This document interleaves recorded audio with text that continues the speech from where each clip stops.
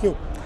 बिस्मिल्लाहिर्रहमानिर्रहीम। अस्सलाम वालेकुम नाज़रीन, मैं हूं साकिब बशीर। सुप्रीम कोर्ट से एक बड़ा तारीख़ी फ़ैसला आया है। यहाँ पे आज जो फ़ैसला है, जो डिप्टी स्पीकर की रूलिंग थी उसके ख़िलाफ़ अपोजिशन जमातों की पटिशन्स थी। इसके अलावा आज ख़ुद नोटिस था सुप्रीम कोर्ट ऑफ पाकिस्तान का, जिस पर बड़ा तारीख़ी फ़ैसला सुनाया गया है और पूरे मुल्क की और दुनिया भर में बसने वाले जो मुस्लिम जो पाकिस्तानी हैं उनकी नज़रें जो है इस फ़ैसले पर थी।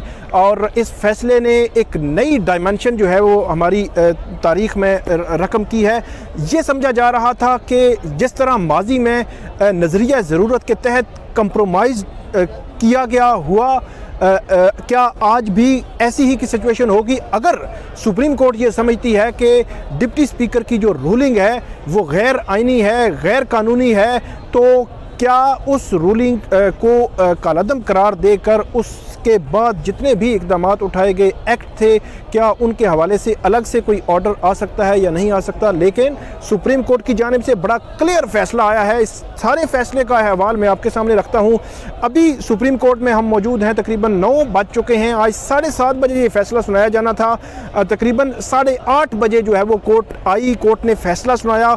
इस वक्त भी सुप्रीम कोर्ट में बहुत सारे जो यहाँ पे कारकुनान जो हैं, पॉलिटिकल पार्टीज़ के जो कारकुनान हैं वो मौजूद हैं। सुप्रीम कोर्ट के अंदर अगर बात करें सुप्रीम कोर्ट के बाहर, तो सुप्रीम कोर्ट के बाहर भी गाड़ियों में कारकुनान और वैसे भी कारकुनान जो है वो नारे लगा रहे हैं, मिठाइयाँ तकसीम कर रहे हैं। और वो सारे कुछ जो पॉलिटिकल पार्टीज़ हैं, मतलब मुस्लिम लीग नून के हैं, पीपल्स पार्टी के हैं और दीगर जो जमातें हैं, जो इस जो इक़दाम था डिप्टी स्पीकर का, इसके ख़िलाफ़ सुप्रीम कोर्ट में आए थे। और ये सुप्रीम कोर्ट में संडे को इतवार वाले दिन, जिस दिन जो है वो वज़ीर-ए-आज़म इमरान खान के ख़िलाफ़ अदम एतमाद की जो तहरीक थी उस पर वोटिंग होना थी, उस रोज़ को सुबह तकरीबन 11:30 बजे इजलास रखा गया था। तो तकरीबन 12:15 बजे इजलास की कार्रवाई जैसे ही शुरू हुई थी, तो जो फवाद चौधरी हैं उनकी जानिब से पॉइंट उठाया गया, जिस पर रूलिंग दी डिप्टी स्पीकर कासिम सूरी ने, और सारा जो है वो उसको मुस्तरद कर दिया अदम एतमाद की तहरीक को। अपोजिशन यहाँ सुप्रीम कोर्ट में आई। सुप्रीम कोर्ट में संडे, मंडे, ट्यूसडे और वेंसडे और थर्सडे तकरीबन 5 रोज़ ये समातें चली हैं। और उसके बाद ये फैसला सुनाया गया है कि डिप्टी स्पीकर की जो रूलिंग है वो गैर आइनी, गैर कानूनी है। इसके अलावा उसके बाद जितने भी इक़दाम उठाए गए हैं वज़ीर-ए-आज़म की जानिब से, सदर की जानिब से, तमाम को गैर कानूनी करार दे दिया गया है। दूसरे लफ्ज़ों में आप ये कह सकते हैं कि 3 अप्रैल की वो सूरत हाल के जिस वक़्त जो कासिम सूरी हैं उसने तहरीक अदम एतमाद जो है वो मुस्तरद नहीं की थी, उस वक़्त जो सिचुएशन थी, वज़ीर-ए-आज़म अपनी उसी पोजीशन में आ गए। उनकी पूरी कैबिनेट, उनके जितने भी बाकी जो लोग हैं मुआविनीन ख़ुसूसी हैं, वो अपनी पुरानी पोजीशन में बहाल हो गए हैं। वज़ीर-ए-आज़म अपनी पुरानी पोजीशन में बहाल हो गए हैं।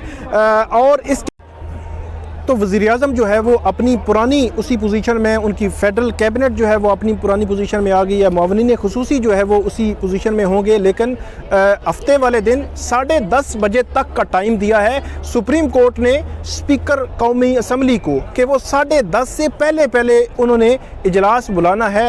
एंड जो टाइम है, जो आप ये कह सकते हैं कि 10:30 के बाद नहीं जा सकते आप, 10:30 तक टाइम आपने इजलास बुलाना है स्पीकर कौमी असम्बली ने। उसमें तहरीक अदम एतमाद जो 3 अप्रैल की जो पोजीशन थी उसी पोजीशन पे आएगी, उसी रोज़ उस पर वोटिंग होगी। उसमें भी बड़ा क्लियर एक ऑर्डर जारी किया है सुप्रीम कोर्ट ने कि उसमें आप बिल्कुल कोई हर्डल क्रिएट नहीं करेंगे।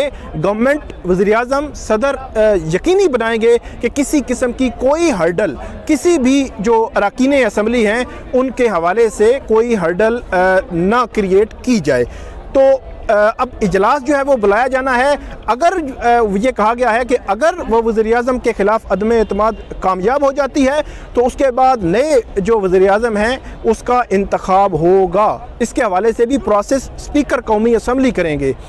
अगर नाकाम होती है तो ये ही वज़ीर-ए-आज़म जो है वो इसी तरह स्टिल रहेंगे।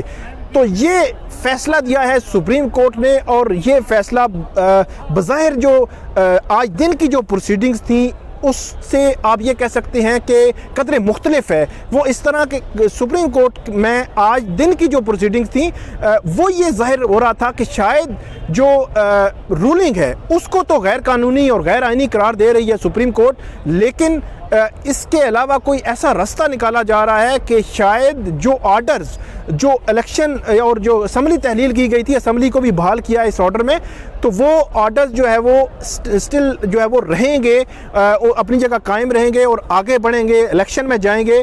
तो बज़ाहिर दिन की जो प्रोसीडिंग्स थी सुबह 9:30 बजे से लेकर 3-4 बजे तक की जो प्रोसीडिंग्स थी उनमें ये नज़र आ रहा था।